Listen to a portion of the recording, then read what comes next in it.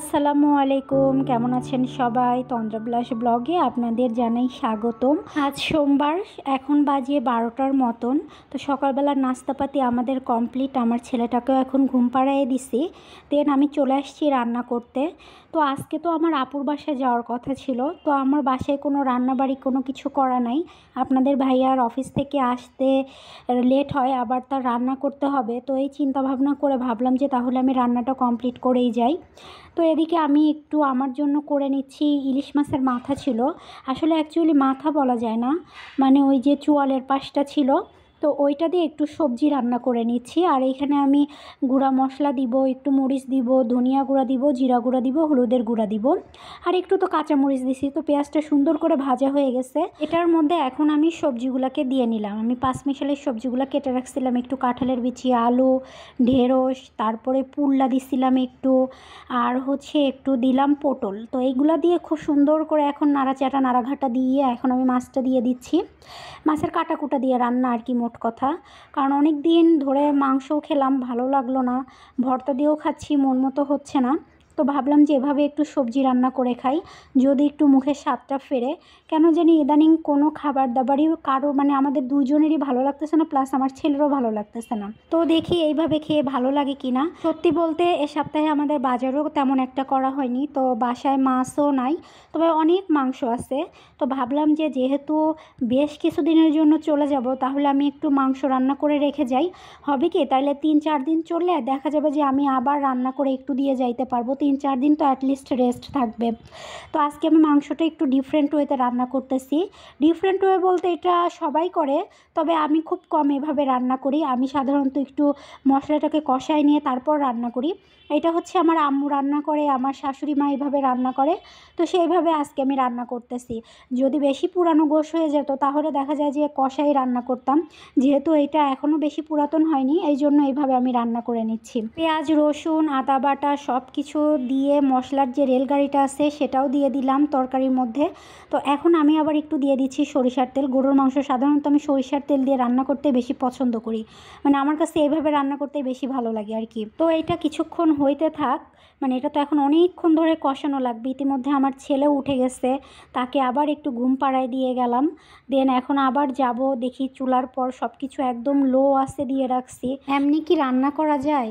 মানে বাচ্চা উঠে গেলে আবার সব কিছু বন্ধ করে গিয়ে তাকে শান্ত করে দেন আবার এসে রান্না করা, এটা যে কি ঝামেলার। আর এই চুলা তো বন্ধ হয়ে গেছে, একদম আস্তে করে দিয়ে রাখছিলাম, বন্ধ হয়ে গেছে। তো এটাকেও আবার জ্বালায় নিলাম। দেন এটা এখন সুন্দর করে কষতে থাক। মানে এতক্ষণ অলরেডি অর্ধেক রান্না হয়ে যাওয়ার কথা, কিন্তু ওই যে বাবু আবার দুষ্টামি করে উঠে পড়লো, তো আবার সেটাও আর করা হইলো না। তো আমার মাছের রান্নাটা শেষ হয়ে গেছে। মাংসের মধ্যে আমি এই যে আলু আর হচ্ছে রসুন দিয়ে নিচ্ছি। এটা দিয়ে আবার বেশ কিছুক্ষণ কষাবো। না জানি কতক্ষণ কষাইতে পারবো জানি না, কারণ বাবু আজকে প্রচণ্ড রকমের ডিস্টার্ব দিচ্ছে। এর মধ্যে আমার 2বার তাকে শান্ত করা হয়ে গেল, মানে সে 2বার ঘুম থেকে উঠে গেছে। তো না জানি আজকে আমার কতটা পেরেশানি হবে রান্না করতে। এদিকে আমি ভাতও বসায় দিচ্ছি, বাবু যেহেতু বারবার উঠে পড়ছে, ঘুম থেকে উঠলেই যেন ওকে আমি খাওয়াই দিতে পারি।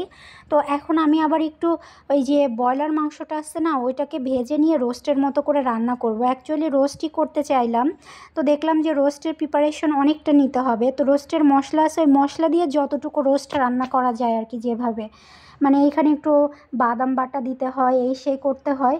তো এইগুলা আমার বাসায় আছে, কিন্তু করার মতো কোনো মানে ওয়ে নাই। মানে এগুলো করতে গেলে আরও অনেক লেট হবে, আমারও দেরি হয়ে যাবে। এদিকে আমি মানে দুপুরবেলার খাবারটাও খাই নাই। এখন বাজে 2টা, রান্না করতে এসেছি 12টার দিকে, বেজে গেছে 2টা, এখনও আমার পুরা রান্নাটা কমপ্লিট হয় নাই। তো আমার মুরগির এক পাশ ভাজা হয়ে গেছে, তো অপর পাশটা আমি এবার উল্টায় ভাজতে দিলাম। আর এদিকে আমার মাংসটাও প্রায় হওয়ার দিকে, পানি দিয়ে দিছি, এখন এটা হইতে থাক। রোস্ট ভাজা তো শেষ, তো আমি পেঁয়াজ মরিচ এখন খুব সুন্দর করে ভেজে নিচ্ছি।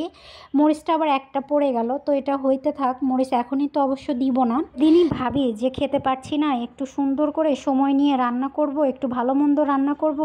সেই দিনই দেখা যায় যে ছেলে অনেক ডিস্টার্ব দেয়, মানে কোনোভাবেই সে আমাকে ঠিকঠাক মতো রান্না করতে দেয় না। তো আজকেও ব্যাপারটা হয়েছে ওই রকম। তো যেহেতু এখনও ঘুমায় আছে, পেঁয়াজটা ভাজা হতে থাকে, আমি মশলাটা রেডি করে নিই।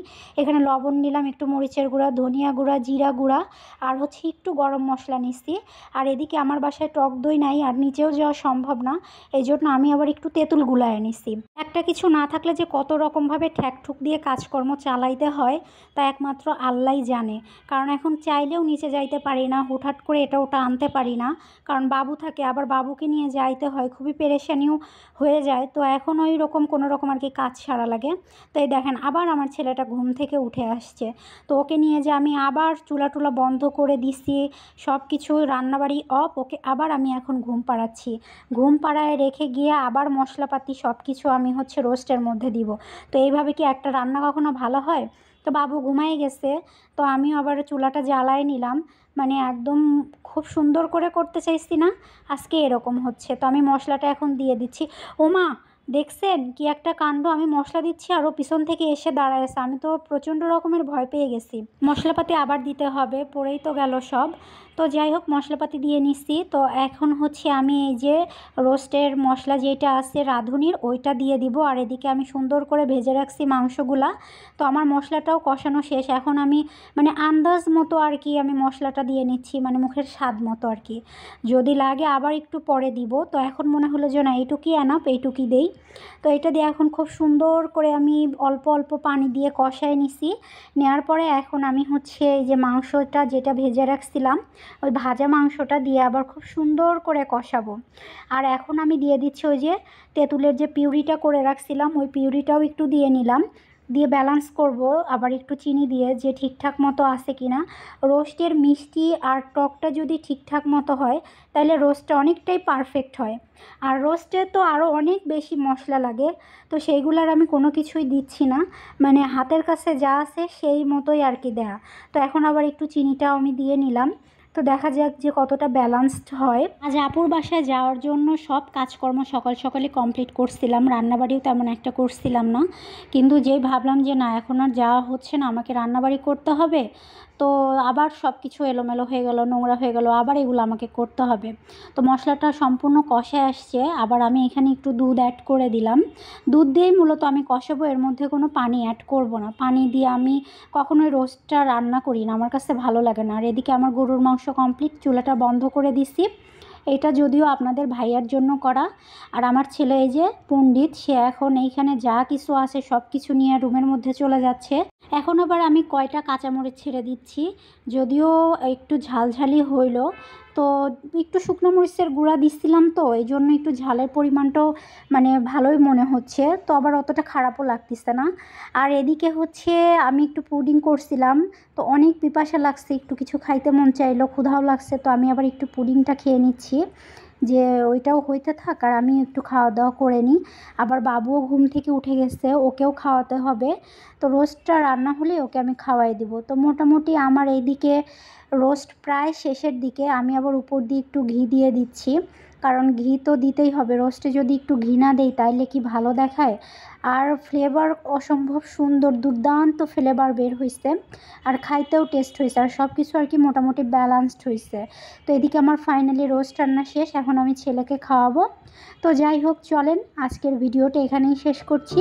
সবাই ভালো থাকবেন, সুস্থ থাকবেন, সাবধানে থাকবেন। কে কোথা থেকে দেখছেন অবশ্যই আমাকে জানাবেন।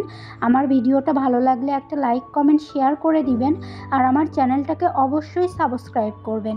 ইনশাল্লাহ দেখা হবে পরের একটা ব্লগে।